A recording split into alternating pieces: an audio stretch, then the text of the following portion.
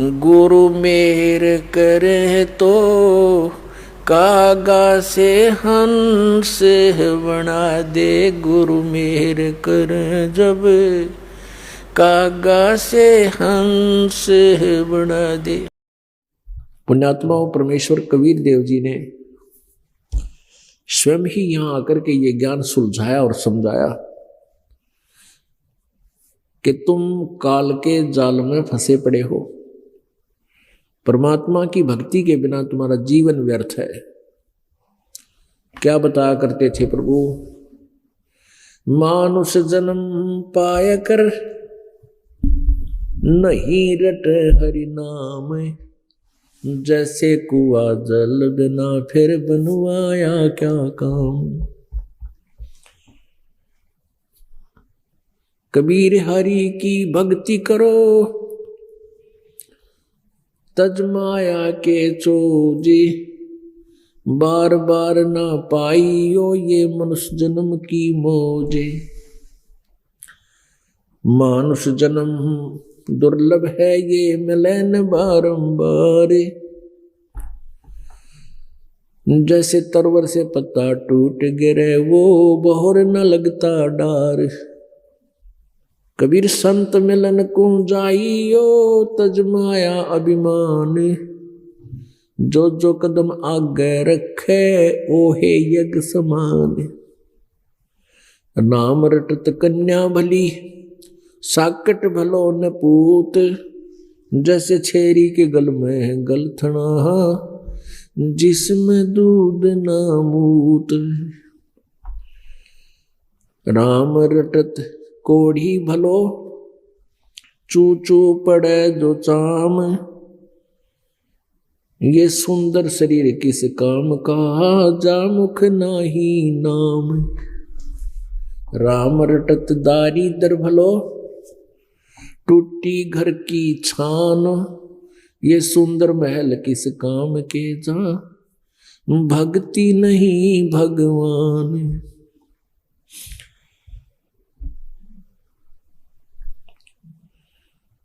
परम पिता परमात्मा कबीर देव जी हम काल जाल में फंसी हुई आत्माओं को समझाना चाहते हैं कि आप जी को धोखे में रखकर यहां डालकर यहां रखा हुआ है। आप जी को बिल्कुल अंधेरे में रखा हुआ है। ये शरीर तुम्हारा है नहीं, और जिस संपत्ति को आप अपना माने बैठे हो ये तुम्हारी कैसे हो सकती है। ये तो यही पृथ्वी है, यही वो एकड़ जमीन किले हैं, इनके ऊपर अरबों खरबों व्यक्ति अपना कब्जा कर कर के मर गए, और यही इस वो जमीन पृथ्वी जो की तो यहीं पर है। तो परमात्मा कहते हैं काया तेरी है नहीं, ये माया कहां से हो। चरण कमल में ध्यान रखो, इन दोनों ने खो।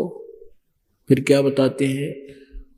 नंगा आया जगत में नंगा ही तू जाए, बीच में ख्वाबी ख्याल है ये मन माया भरमावे। परमात्मा कहते हैं ये माया करतार की अपनी कहे गंवारे, दोजक धक्के खावेगा नाहक बह बेगारे। इस संपत्ति ने तू अपनी मान रहा है, ये तो हमारी है, अपनी मत समझ। और तू अपना यहां इसको अपनी समझे चिपका बैठा है जोक की तरह, ये तेरी महाभूल है। कहते हैं पूंजी साहूकार की और बंजारा संसार, और पूंजी माल गवा के और नाहक बह बेगार। ये पूंजी परमात्मा की है, ये पृथ्वी है या जो कुछ भी तुम यहां कंस्ट्रक्शन कर लेते हो अपनी नहीं है। इसको अपनी मानता है नालायक, या तेरी गलती भूल है। इसका उद्देश्य क्या है कि हमने इससे अपना पेट गुजारा निर्वाह करके जो परमात्मा ने हमारे भाग्य में यहां लिख कर भेज रखी है, ये पृथ्वी इतनी तो रख। ये एक तेरा अस्थाई जुगाड़मेंट है, एक अस्थाई जुगाड़ है। अपना पेट भरने का धंधा कर और मालिक की भक्ति करके पीछा छुटवा ले। वो समझ में हमारा आती को ना, क्योंकि कबीर साहब क्या कहते हैं, कबीर ये माया अटपटी सब घट आने अड़ी, किस किस न समझाऊं ये कुए भांग पड़ी। या त्रिगुणमयी माया ऐसा भ्रमित किए बैठी है सभी प्राणियों को, इनकी बुद्धि यहीं सेट कर रखी है। रजगुण ब्रह्मा जी, सतगुण विष्णु जी, तमगुण शिव जी के अंदर से निकल रही रेंज, इनके गुणों का प्रभाव हम सभी को यहाँ इतना बाई फोर्स रोके हुए है, जैसे कोई शराबी शराब पी ले या भांगी भांग पी ले, उसके बस की बात नहीं। वो कहाँ पैर रख रहा है, कहाँ उसका ध्यान है, कहाँ गिरा पड़ा है, कैसे चल रहा है, क्या क्या बोल रहा है लड़खड़ा के हकला के। तो कहने का भाव कि इसी प्रकार इन तीनों गुणों के प्रभाव से इस त्रिगुणमयी माया के कारण हम विवश हो गए। हमारी बुद्धि संतान और संपत्ति पर बाई फोर्स ने जकड़ दी। इसी को कहते हैं जैसे ब्रह्मा जी के गुण रजोगुण से हम प्रभावित होकर संतान उत्पत्ति करते सभी प्राणी जीव के बस का, और फिर भगवान विष्णु जी के सतोगुण के प्रभाव से हमें एक दूसरे में जकड़े हुए हैं, एक दूसरे में ममता है, मोह है। ये जीव के बस का नहीं कि इससे बेसिक बात बना ले कि इससे हट जा। जैसे द्रोणाचार्य जी आचार्य थे, गुरु थे, और वो शिक्षा दिया करते थे कि मोह माया ममता नहीं करनी चाहिए, मोह माया सबकी बहुत भयंकर है, ये जीव की दुश्मन है, मोह नहीं होना चाहिए किसी पुत्र में, पुत्री में, संपत्ति में। और महाभारत के युद्ध में जब यूं कहा, युधिष्ठिर ने ये झूठ बोल दिया था कि अश्वत्थामा हिते, अश्वत्थामा द्रोणाचार्य जी के पुत्र थे। जब उसने ये शब्द सुने कि युधिष्ठिर अगर कह देगा मेरा बेटा मर गया मैं मान लूंगा, क्योंकि अगले दिन द्रोणाचार्य ने युद्ध करना था और द्रोणाचार्य एक नंबर के बहुत बड़े धनुषधारी थे। श्री कृष्ण को पता था कि द्रोणाचार्य पांडवों की तकरीबन सेना ने खत्म कर देगा, इसलिए श्री कृष्ण ने यह चाल चली थी, यानी श्री कृष्ण में काल था, वो काल चाल चल रहा था कि युधिष्ठिर जाकर झूठ बोल दे तू कि अश्वत्थामा मर गया। लेकिन युधिष्ठिर नहीं माना कि मैं झूठ नहीं बोलना चाहता। तो फिर कहा झूठ नहीं बोलना चाहता तो कल तुम्हारी पराजय हो जाएगी, घर से बेघर हो जाओगे, तुम्हारी दुर्गति हो जाएगी। फिर उन्होंने स्कीम बनाई कि ऐसे एक अश्वत्थामा नाम का हाथी है कुंजर, और उसको मार देते हम तीर से। तो कह दिए द्रोणाचार्य के सामने कि अश्वत्थामा मर गया। तो आखिर में वो न्यों राज्य कर लिया, उस काल ने श्री कृष्ण में प्रवेश था कि तू न्यों कह दिए दबी सी आवाज में, भाई पता नहीं हाथी था या आदमी था।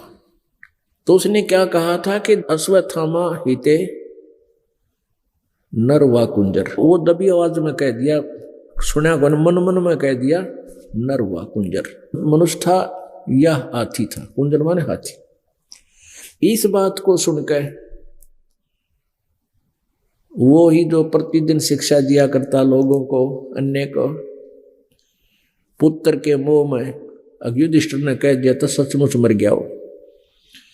कति टक्कर मारे नो डांगर की डाल रोए डडावे डड्डावे कति, और हताश हो गया। अगले दिन उठा नहीं गया उस पर, सारे दिन हल नहीं सका, वो गिर गया कति बेहोश की तरह होकर के। और बात बना था दुनिया ने समझाया करता। ये तो कबीर परमेश्वर की कृपा हो, उसकी दया से ही जीव के अंदर यह भक्ति शक्ति आकर के इस ममता से, इस तीनों गुणों से कुछ उल्टा हटे। ये निष्क्रिय होंगे एंटीबायोटिक की साधना सिमरण भक्ति से, जो परमात्मा बता रहे इन मंत्रों के जाप से फर्क बहुत पड़ेगा।